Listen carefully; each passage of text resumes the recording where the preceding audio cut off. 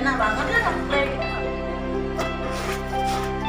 Soalnya saya lihat di manfaatnya bagus. Kalau diminum sedikit lah. Rata pada darah.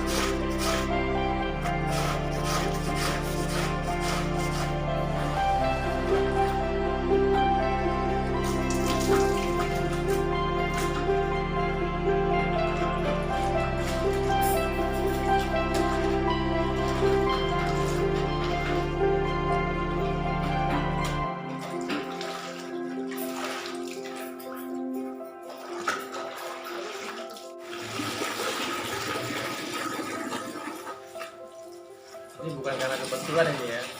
Airnya bisa pas tinggi itu.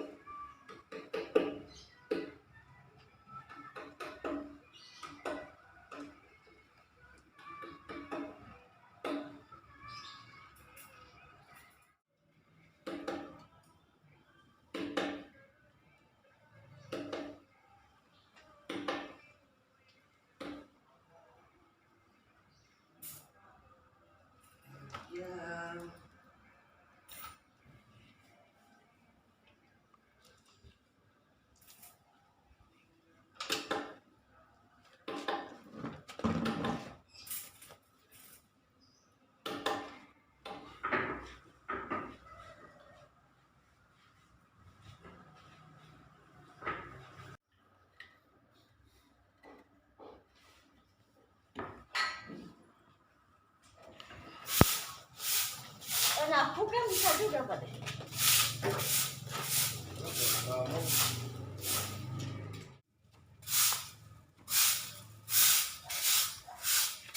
Nah, ini siapa gini ini ya? Oh, apa saya kan tuh? Oh, ini nekong lah. Ah?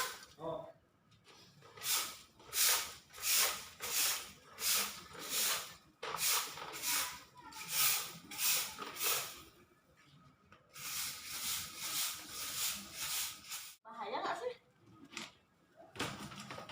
Bisa dimakan.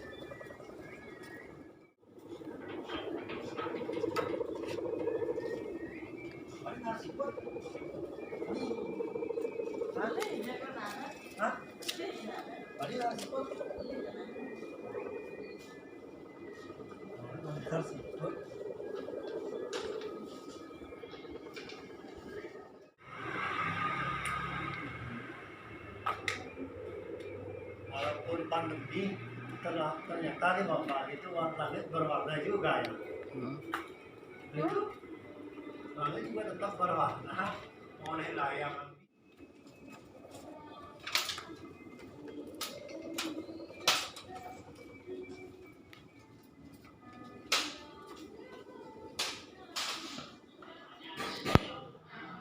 Sekalian yang di Jogja ya.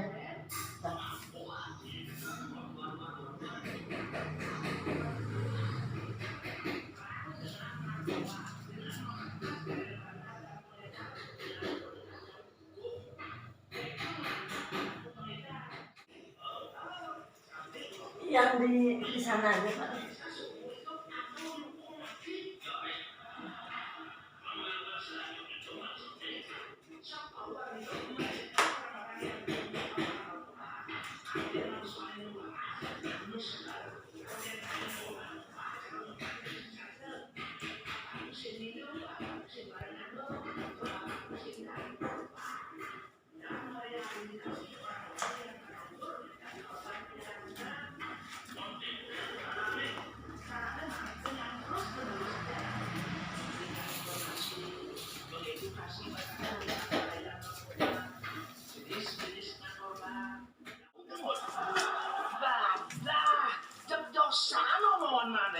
Sehingga memperbaiki gedung, rehabilitasi indoman, program pemulihan para pecandu, apa musim bulan.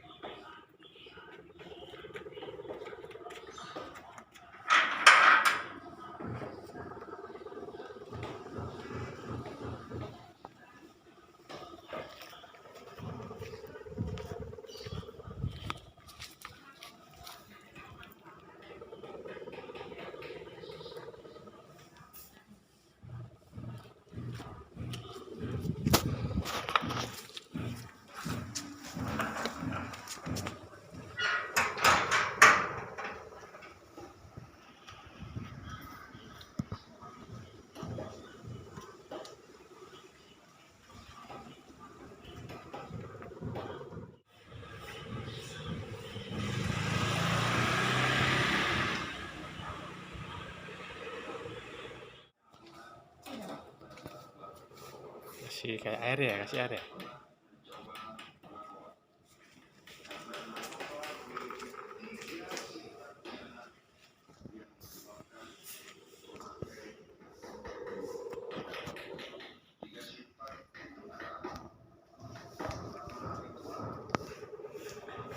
Oke. Ke atas ya?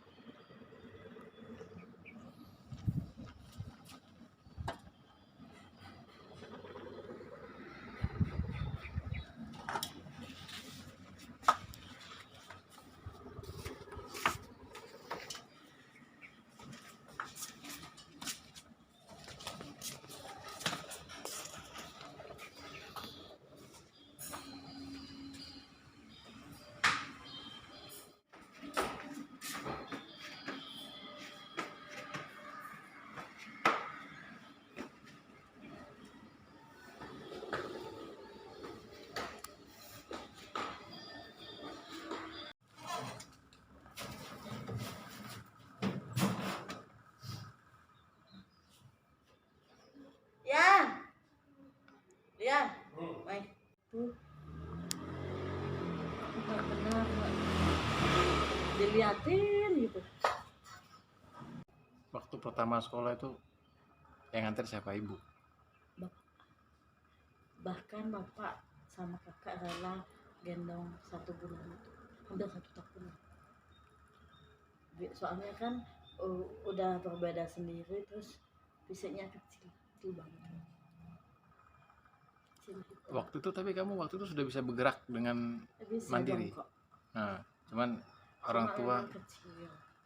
orang tua melihatnya kayaknya gendong aja biar Karena cepat. kebetulan juga mungkin ya kan dari saudara 6 itu saya paling kecil, jadi orang tua kayak fokus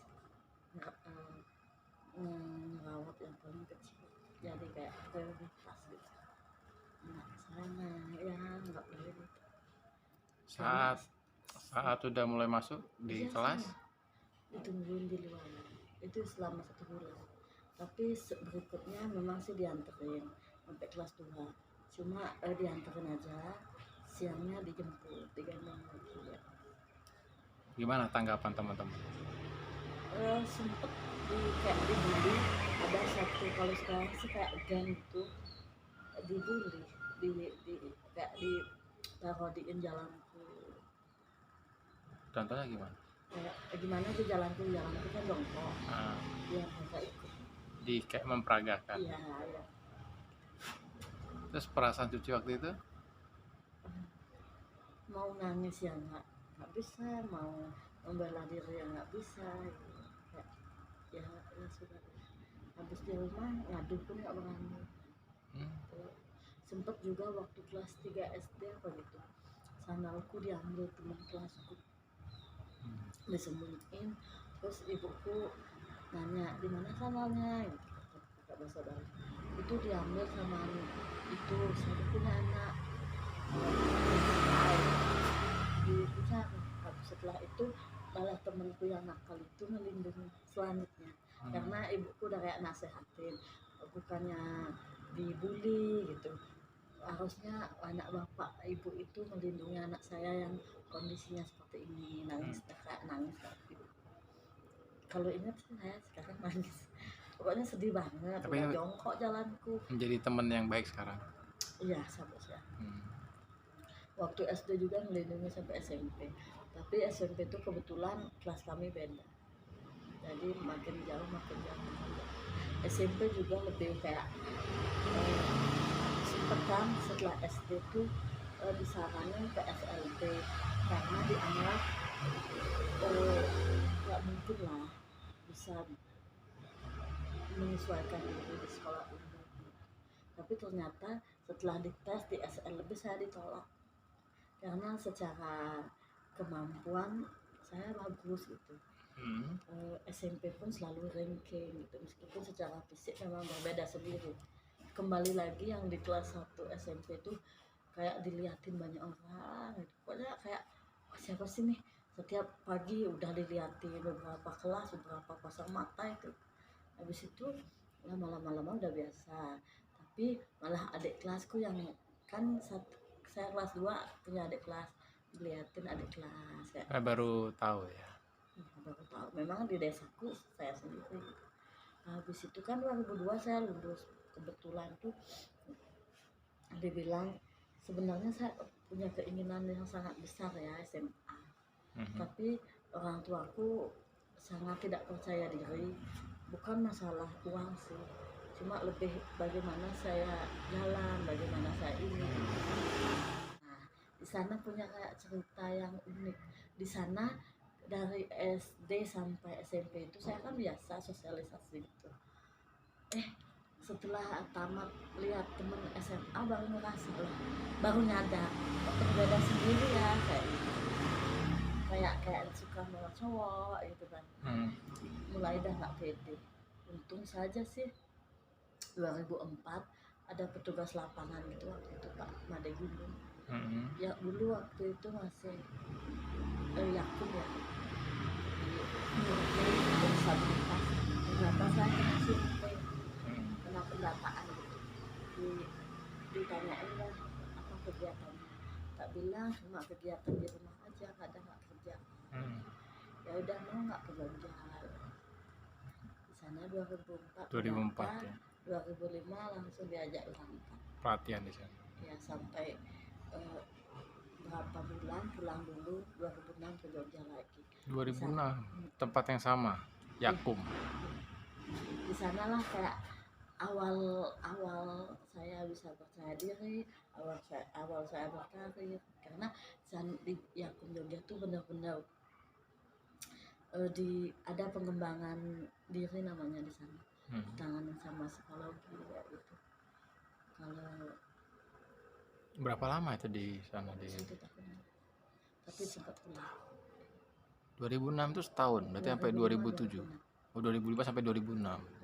Kayak pendidikan dong berarti Ya, ya. pendidikan benar-benar habis pengembangan diri itu dapat. Saya memilih skill menjahit. Oh, berarti kamu ada sertifikat menjahit nih? Ada. Tampil. Habis menjahit di sana, mencoba kerja di Tulikuk Gianyar tuh, memang ternyata kemampuanku minim, pulang lagi. Terus kerja dapat 2 bulan itu, namanya juga masih ini. Ternyata di asrama sama di luar itu jauh berbeda. Bayanganku sama enaknya, ternyata setelah praktek nol banget. Habis itu pulang, ada panggilan lagi untuk sekolah lagi di Tabanan, Mahmia. Sekolah apa? Sama jahit skill itu. Di sana ketemu teman-teman ini lagi kayak Dari mana menjahitnya itu programnya? programnya Tabanan, Pemerintah. bukan swasta, kayak NGO tuh. NGO. Kemudian di 2009 yang kembali kerjasama sama hotel-hotel, terpilihlah saya sama teman saya. Tahun berapa? 2008? 2009. Oh, 2009. Di hotel dulu namanya Melia Benua, sekarang namanya Solbit Benua Hotel. Solbit Yang ada di Benua Hotel. Jadi Benua berarti ya? enggak, Jalan Pratama, Nusa Dua. Oh iya. Sampai 2013 di sana kayak wah, 2013. iya, dari 2009 sampai akhir 2013. Oh, lama juga ya. Lama, karena saya tipe yang nggak 4 tahun berarti ya. suka ganti-ganti sesuatu ya dengan mudahnya itu. Di sana resign pun kayak ada hal yang membuat saya tidak bisa bertahan lagi karena dapat diskriminasi gitu deh. Temanku yang baru masuk di sana berapa 1 tahun sudah kayak dikontrak, tapi saya udah 4 tahun masih daily worker gitu, jadi kok merasa tidak adil, sedangkan pekerjaanku sama kayak gitu. Habis 2013 saya berhenti, benar-benar berhenti, dan saya udah pasti nggak punya kerja dengan kemampuan minim banget. Akhirnya saya menghubungi temanku, disuruh buat kurikulum PT kan. Ini malah hubungi saya lagi, Mbak Suci disuruh nyoba. Tempat yang sama. Iya. Pada akhirnya saya hari apa itu, Senin, di tanggal 30 Agustus saya ingat banget, 2014 saya wawancara, tanggal 1-nya udah disuruh kerja, tapi saya malah masuk tanggal 15, ayahku sakit kan tuh. Pada akhirnya sampai sekarang di sana banyak hal sih yang dari 2014 sampai sekarang 2021, banyak hal yang saya lewati. Saya banyak belajar kayak gitu sih. Dengan kondisi seperti ini, kebetulan saya satu-satunya karyawan yang disabilitas. Kenapa kok tadi nyebutnya melawan lingkungan gitu?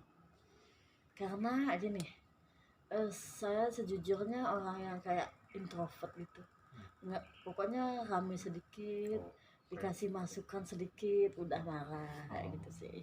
Tapi di YPK itu kayak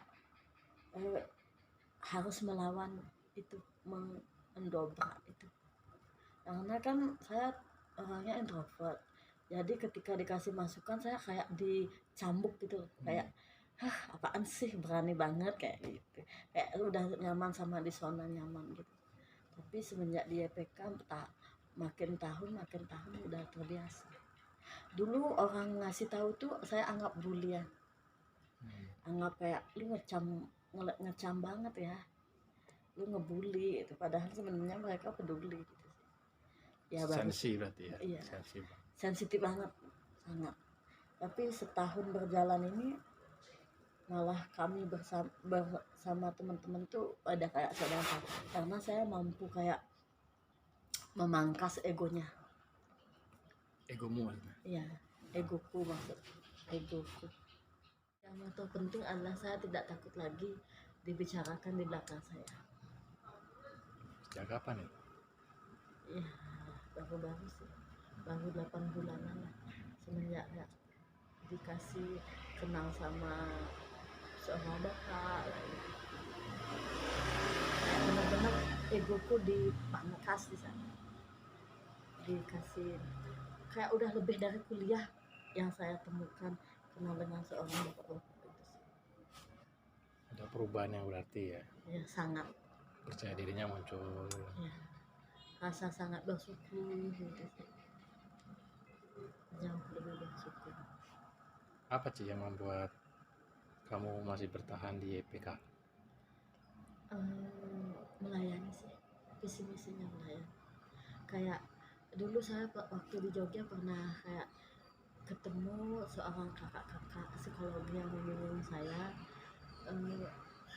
dan beliau tuh kayak wah keren banget ya, baik banget, meskipun secara fisik mereka ganteng, secara fisik mereka cantik, secara ekonomi bagus, cuma mereka masih mau melayani yang kayak disabilitas. Dan saya batinku berjanji waktu itu, kalau nanti saya dapat kerjaan ingin rasanya seperti mereka, dan itu terwujud di YPK Bali kayak itu.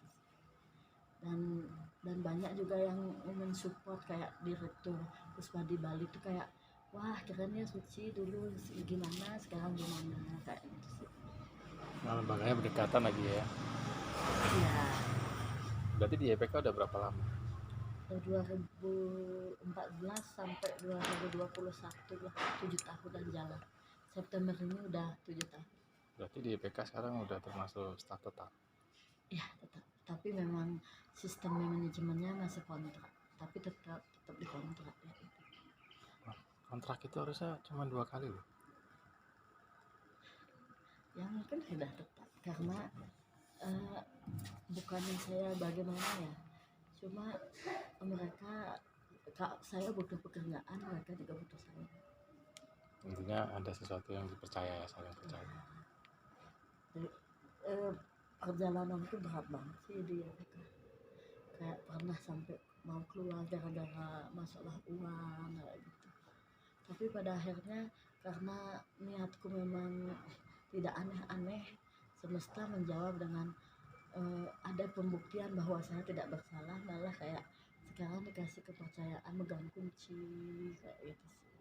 Maaf bukannya sombong, tapi saya mungkin ada beberapa karakterku kayak keras kepala, tapi kayak niat maling itu gak pernah sama sekali, karena didikanku meskipun orang tuaku secara ekonomi masih pas-pasan, nggak begitu, mereka tidak pernah mengajarkanku untuk jadi maling.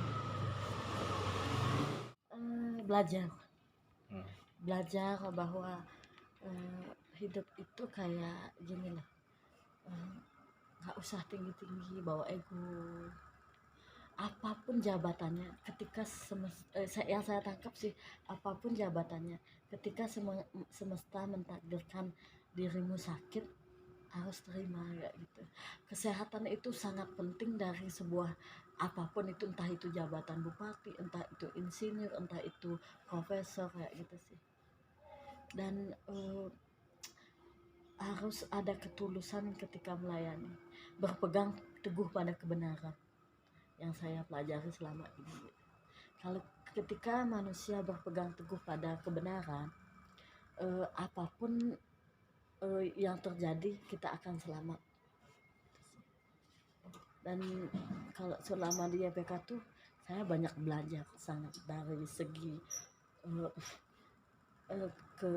ke semesta alam, kayak ide Sang Yang Widya kalau di Bali, kayak saya dulu kan gatek banget ya sama komputer, sekarang makin belajar, apalagi masa-masa pandemi ini banyak belajar banget tentang elektronik kayak gitu. Terus tentang kesehatan spesifik disabilitas kayak gitu. Dulu kan taunya kayak polio aja, sekarang setiap apa penyakit itu ada spesifik sendiri, ada diagnosa yang unik, setiap orang berbeda kayak gitu. Memang terlihat dari mata awam dari luar semua sama stroke gitu misalnya, orang stroke, tapi ketika kita pelajari memang ada kayak stroke ABC gitu serinya.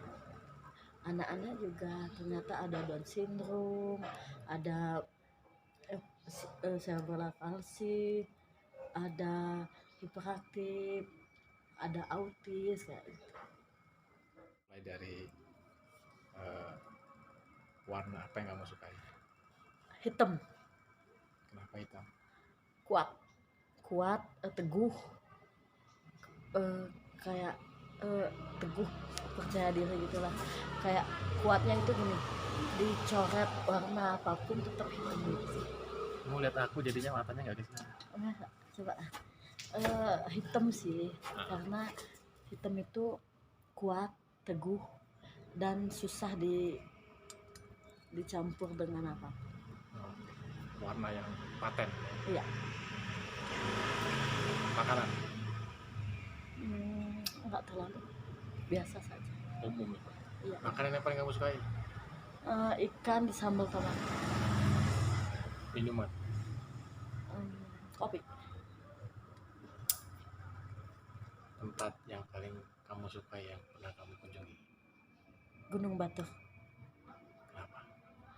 Karena ketika kayak gini lah, kan ke gunung itu susah banget ya naiknya, tapi ketika udah di puncak itu wah, saya lebih bisa kayak setelah kesulitan itu kayak ada sesuatu yang kita raih, kayak bisa melihat di sekeliling semuanya gitu. Kayak saya lebih tinggi gitu, saya berada di kakiku berada di atas gunung nih kayak gitu. Bisa melihat semuanya. Cancer. Bintangmu apa gimana? Leo. Kalau artis favorit? Ariel Ariel siapa nih? Ariel Noah. Ariel Noah. Bukan karena gantengnya ya, tapi lebih ke sukanya tuh kayak dia pernah jatuh sejatuh-jatuhnya, tapi dia masih berkarya, lebih berkarya lagi setelah jatuh. Dan saya belajar dari sana. Saya pernah jatuh dan sangat jatuh di titik terendah, tapi saya ingat Ariel bisa bangkit seperti saat ini. Oke, kalau artis musik? Nggak ada sih, siapa ya saya. Buku yang paling kamu sukai? Buku ininya Pak D itu yang baru selesai saya baca, Judulnya apa? Lupa. yang tebal sama yang pembelajarannya Pak D itu sama anak-anak. Apa namanya tuh? The Secret. The Secret sama ini belajar bersikap masa bodoh sih.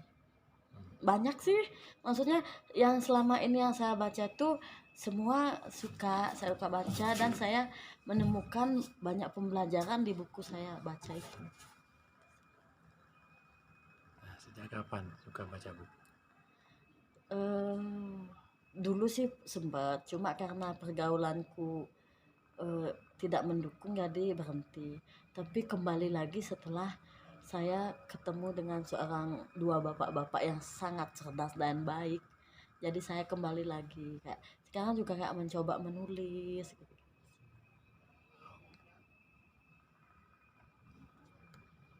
Kan biasanya di Bali tuh ada upacara ya. Dari sekian banyak upacara apa yang paling menyentuh atau paling penting bagi Cucu? Galungan. Karena galungan itu kayak merayakan, kalau di Bali itu dharma melawan adharma. Dharma itu kebaikan, kalau adharma itu kebatilan. Kayak harus dirayakan, mengingatkan manusia itu untuk selalu di jalan yang benar. Itu ada ugo itu ya? Bukan, itu kesang. Kalau yang ada ugo itu apa? Kesang, Kesang. pengerupuan nyepi. Oh nyepi deh, iya benar. 17 itu dari dulu kayak nyari kaki itu karena belum ada yang bisa di Indonesia, khususnya di Bali, kayak harus operasi dulu untuk mendapatkan kaki itu. Tapi saya merasa keberatan. Terus akhirnya 2017 itu ketemu mahasiswa yang lulus di Thailand. Kebetulan sekali mahasiswanya dapat kerja di Puspa di Bali, dan akhirnya kakak Tanti namanya bisa bikinin saya kaki bionik tanpa operasi, dan dari saat itulah keberlanjutan sampai sekarang. Jadi langsung ketemu sama Tanti. Mbak Tanti itu orang Thailand? Bukan, orang Indonesia, dulu di kampusnya di Jakarta, keberlanjutannya di Thailand, dapatlah beasiswa. Beasiswa Thailand. Terus Suci ketemu di Puspa di Bali. Puspa di Bali di sini. Ketemunya di mana? Di Puspa di Bali. Kan kami kebetulan temenan satu organisasi. Oh berarti waktu Suci di Puspa di awal juga belum buat kaki bionik itu? Belum, masih biasa aja pakai tongkat. Karena nggak ada yang bisa bikinin, karena syarat yang bikinin tuh syaratnya harus operasi dulu, karena kakiku kayak 100 dari sekian, paling unik kasusnya. Karena kalau biasanya mereka cuma masang begitu ya? Iya, ini kan karena kakiku karena ada kan kamu ada telapak, ada jari juga. Malah sudah dipotong gitu, aneh. Tapi saya merasa, kalau saya berpikir dari diri sendiri, kalau dipotong akan ada hal yang dipotong, dicederai itu nanti suatu saat akan lemah. Jadi saya memutuskan ya udah apa-apa, kalau nggak dapat dengan cara tidak dioperasi, ya saya pakai tongkat aja nggak apa-apa, daripada nanti melemah dan nggak bisa apa-apa. Karena kebetulan juga kenapa saya berpikir untuk tidak operasi, selain untuk kedepannya saya tidak mau ngerepotin orang, juga akses di kampung itu kan susah. Tuh. Biasa juga masih bisa kok ya? Iya, masih bisa, masih banyak akses. Sebenarnya nggak butuh-butuh amat kaki bioniknya, benar. Tapi saya harus ada kesempatan. Iya, ada kesempatan, dan memang sebenarnya sih ngincernya dari lama ya Pak Dea. Cuma syaratnya tadi ya. Cuma syaratnya yang memberatkan sehingga nggak mau. Sebenarnya kecewa juga sih saat dibilang harus operasi, harus gini, harus gitu. Tapi semesta menjawab doaku tuh, kayak wah, tanpa operasi ternyata ada yang cara bisa, yang ada cara. bisa orang yang menginovasi itu ya. Setelah itu sih ada cukup banyak kemudahan atau malah justru agak kesulitan? Banyak kemudahan dan banyak hal yang saya dapat. Apa aja? Saya lebih kayak salah satu dari kaum penyandang disabilitas itu yang paling sulit kan mendapat pekerjaan. Dengan pakai kaki bionik ini kayak lebih banyak kesempatan, lebih banyak peluang sama kesempatan sama ya. Kayak ketika melihat saya berjalan tuh, ya Suci aja gitu. Kayak hobiku berjalan semua, kayak saya kan suka foto, suka kayak bergaya gitu. Jadi saya bisa menggunakan pakaian apa saja yang saya inginkan sesuai cita-cita dari kecil. Dulu sampai kayak sulit banget kayak berdoa, kapan ya saya bisa pakai sandal sepasang. Okay. Sampai seperti itu, sampai pernah itu 17 hari kemerdekaan, kami punya grup WA waktu itu awal-awalnya Pak Dea. Ya, merdeka, direktur kami menanya pagi itu, apa sih definisi merdeka bagi kalian gitu kan, direkturnya nanya. Terus saya yang paling dulu jawab, bagi saya merdeka itu bisa memakai sandal sepasang. Semua nggak berani jawab karena mungkin syok kali ya menjawab yang lain daripada yang ya diperkirakan. sederhana tapi kayak nyentuh gitu. Itu saya pernah ungkapkan. Selain di grup juga saya pernah buat status di Facebook seperti itu. Merdeka itu apa sih kayak gitu ya. Saya mudah aja menjawab. Dan itu akhirnya tercapai gitu ya. Tercapai. Dan Termasuk setelah dapat kaki bionik itu pertama kali saya beli sepatu 2 pasang, sandal gunung 1, sandal-sandal yang banyak kayak sepatu. termasuk pakaian. Iya termasuk. Jadi, itulah yang mungkin dari kecil ya. Iya dari kecil. Tangannya itu adalah tidak bisa duduk di bawah bersila gitu. Cuma itu aja sih. Tapi lebih banyak keuntungannya, sangat banyak Bergerak dari mobil. segala hal ya. Itu Puspadi berarti ya. Ya. Berarti kamu waduh kenal sama yang buat kakinya itu. Kenal baik, kami sering nongkrong kayak gitu. Udah jadi awalnya sih kenalan biasa ya. Karena kebetulan kami satu tempat tapi beda manajemen. Jadi awal-awal dari hal-hal makan siang kita bareng. Karena akrab Suci beberapa EPK ya. Iya. Ini Puspadi kan ini. Yang meng-create berarti yang menciptakan ini yang di Puspadi itu bengkelnya. Kan diusulin, Suci tertarik nggak bikin ini? Alah, emang kakak bisa gitu. Coba aja dulu, coba aja ini. Saya belum berharap apa-apa awalnya. Terus akhirnya dicek secara dia kan kuliah bagian sana kayak JPSO namanya kayak untuk kaki itu untuk jadi Spesialis. bisa dicek diukur kayak bikin pakaian itu diukur berapa gitu.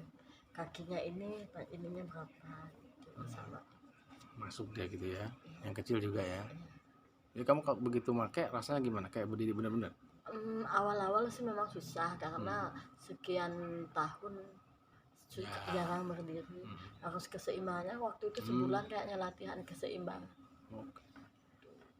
Ada persiapan. Ada pertama kali masuk panas karena biasa longgar kan. Panas Keringetan. ya keringat.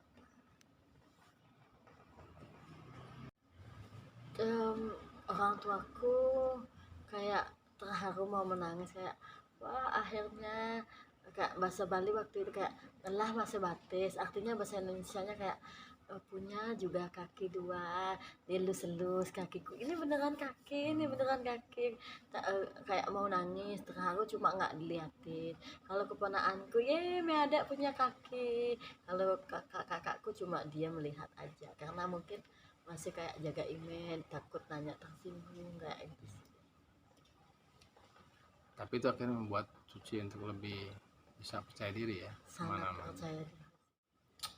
Secara pribadi sih jujur enggak ya, karena saya satu-satunya juga staf di YPK Bali itu disabilitas, tapi sangat dikasih tugas bukan sebagai disabilitas, tapi real kayak ini Suci yang harus bertugas seperti ini tanpa melihat oh ini kekurangannya bukan ya, gitu. Tugas apapun nggak lihat aspek dari Suci gitu. Jadi dia sama ini Sama. dia Dipukul rata dan artinya juga kapasitasnya dianggap sama semua teman-teman. Dan itu membuat haknya juga sama. Itu membuat Suci bangga juga ya gitu. Iya. Dan juga yang membuat bangga selain teman-teman saya yang dari sekian saya aja disabilitas adalah saya bisa masuk ke pergaulan mereka meskipun mereka semua secara pendidikan sangat tinggi-tinggi. Saya kan cuma SMA gitu sih. Suci mau sekolah lagi nggak ya? Lanjutin misalnya. Kalau ada beasiswa kenapa enggak? Kan ada sekolah terbuka. Coba kamu cari informasi sekolah terbuka itu semua jenjang sampai doktoral. Cuman memang nggak ada pendamping kayak dosen wali yang harus memperhatikannya. Tapi dia ada modulnya.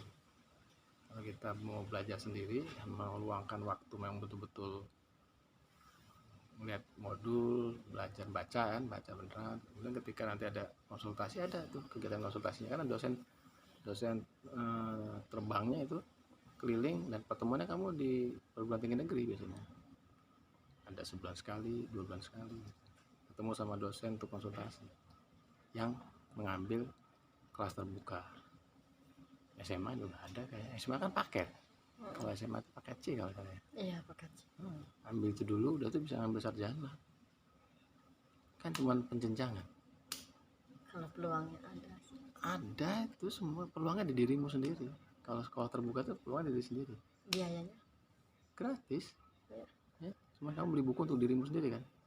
Iya. Hampir gratis. itu 2004 ada pendataan untuk disabilitas.